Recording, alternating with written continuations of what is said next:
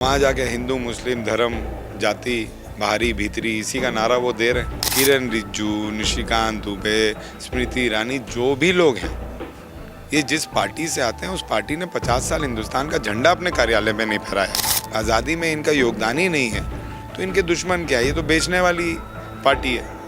As a विधायक आप मेरे से पूछिएगा तो चाहे वो बजट सत्र हो या विधानसभा का कोई भी अन्य सत्र हो, चाहे वो मानसून सत्र हो या शीतकालीन सत्र हो, हमेशा जब भी विधानसभा चलता है लोगों का फ़ायदा ही होता है। लेकिन उसमें विपक्ष और सत्ता दल दोनों को ये समझना चाहिए कि प्रोसेस को हम लोग को चलने दिया आना चाहिए, प्रोसीडिंग को विधानसभा के बाधित नहीं होना चाहिए, क्योंकि विधायकों को भी आस रहता है कि ट्रेजरी बेंच उसका जवाब देगी।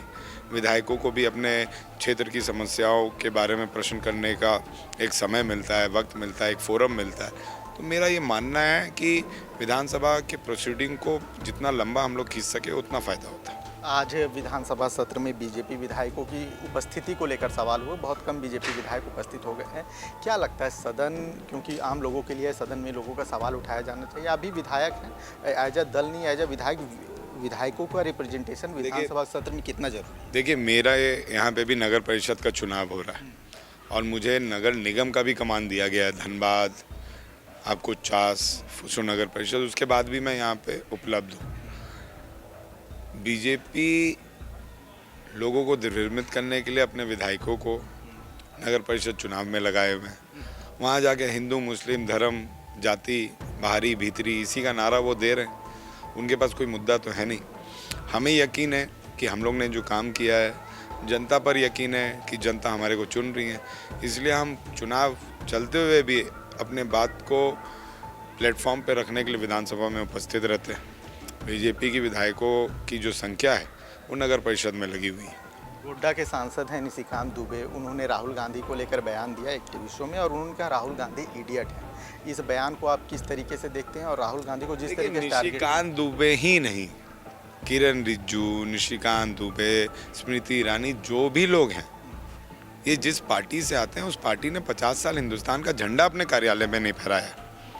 हम इनसे उम्मीद क्या कर सकते हैं कि उस परिवार को ये गाली दे रहे हैं जिस परिवार के एक आदमी नहीं कई आदमी इस हिंदुस्तान के लिए शहीद हुए। विदेशी ताकतों ने उनको गोली मारी है, विदेशी ताकतों ने उन पर हमला किया, तो ये उस बातों को नहीं समझ पाएंगे। जब देश की आज़ादी में इनका योगदान ही नहीं है तो इनके दुश्मन क्या है? ये तो बेचने वाली पार्टी है। जो बनाया है कांग्रेस ने उसे बेच रही है। कांग्रेस ने इसरो बनाया, कांग्रेस ने एम्स बनाया, कांग्रेस ने IIM बनाया, इन्होंने थोड़ी बनाया है।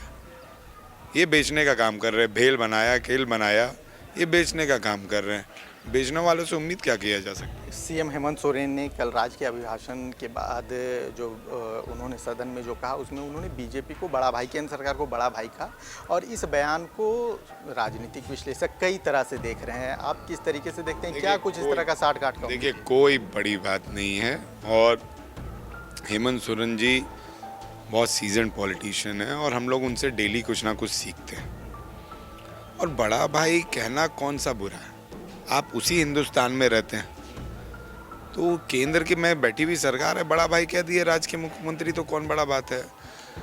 हाँ, लेकिन है कि बड़े भाई को भी बड़े भाई का रोल करना चाहिए। तो सरकार सुरक्षित है झारखंड में, आप लोग पूरी तरह? सरकार में कोई दिक्कत नहीं है। हेमंत सोरेन के नेतृत्व में सरकार बहुत अच्छे से काम कर रही है और निश्चित तौर पर ये बात जो उन्होंने कही है वो बात एक शिष्टाचार की बात है। एक बात है उस मुख्यमंत्री की सोच की जो मुख्यमंत्री लड़ना नहीं चाहता है, जो मुख्यमंत्री बात से अपनी राज्य की जनता के लिए सुविधा लेना चाहता है।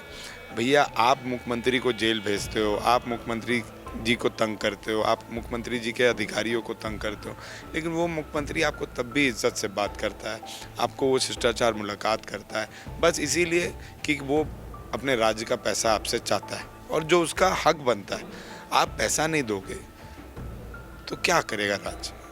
अनूप जी, लेकिन आप जब गठबंधन की बात करते हैं, गठबंधन की मजबूती की बात करते हैं, आपके मंत्री इरफान जी भी आए थे, बोले गठबंधन बहुत मजबूत है, लेकिन नगर निकाय चुनाव में आप जिस कार्यकर्ताओं को देखें या जो आपके नेता हैं लगातार एक दूसरे पर आक्रामक हो रहे हैं, चाहे आप रांची ले लें, धनबाद ले लें या आप किसी भी नगर निगम का उदाहरण ले लें, कि जो आपके नेता हैं अब ऐसा लग रहा है मेन कॉम्पिटिटर बीजेपी नहीं। हमारे ही यहाँ ये नहीं है।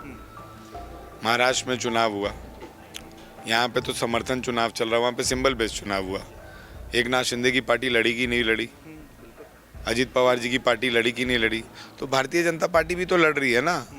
आप लोगों को समझना होगा ये कैडर बेस्ड चुनाव होता है, तो कैडर जो दिन रात मेहनत करता है अगर उसको हम लोग सपोर्ट नहीं करेंगे तो वो कैडर कहाँ जाएगा। निश्चित तौर पर आपका कैडर बेस मजबूत रहेगा तभी तो जहाँ ज़्यादा से ज़्यादा अलायंस के लोग आपसे जुड़ना चाहेंगे। आज भारतीय जनता पार्टी हेमंत सोरेन जी को बार बार परेशान क्यों कर रही है? क्योंकि हेमंत सोरेन जी का कैडर बेस है, तो इसलिए वो चाहती है कि हेमंत सोरेन जी पाला बदल लें। लेकिन पाला बदलवा सकते हैं, आइडियोलॉजी नहीं बदलवा सकते हैं ना आप। कांग्रेस हो या जेएमएम हो, वो बखूबी जानता है कि हम लोग भले नगर निगम चुनाव लड़ रहे हैं, नगर परिषद चुनाव लड़ रहे हैं, लेकिन उतनी अंडरस्टैंडिंग है कि बीजेपी को हराना है। जिसका पल्ला भारी रहेगा महागठबंधन उसके साथ रहेगा। आपके विधायक, पड़ोसी विधायक हैं जयराम महतो, आपके खिलाफ चुनाव भी लड़े। उन्होंने विधानसभा जब वो पहली बार आए थे तो उन्होंने कहा था मैं सरकारी सुविधाओं नहीं लूँगा, सरकारी बंगलों को नहीं लूँगा, सरकारी सामानों को नहीं लूँगा। लेकिन अब पहले सामान, अब फिर बंगला ले रहे हैं। तो अब उनका कहना है कि नहीं, ये बंगला मैंने आम लोगों के लिए ओपन कर दिया है। तो क्या विधानसभा, देखिए ऐसा मैं नहीं समझता हूँ कि इसमें कुछ गलत है, क्योंकि कोई भी विधायक है उसको तो सुविधा सरकार देती है, और अगर वो विधायक सुविधा ले रहा है तो उसमें उसकी क्या गलती है। आपको सुविधा दी गई है, आप ऐसे भी नहीं लीजिएगा तो वो सुविधा तो ऐसी ही रहेगी। तो वो जो 4.5 करोड़ या 5 करोड़ या 3 करोड़ में जो बंगला बना है उसका भी तो दुरुपयोग होगा। इससे अच्छा है कि अगर वो ऐसा बोल रहे हैं कि जनता के लिए खोलेंगे, तो मैं समझता हूँ स्वागत ही हो गया। जो बात करने के लिए बहुत बहुत धन्यवाद। खबर का मतलब बवाल न्यूज, हमारे चैनल को सब्सक्राइब जरूर करें।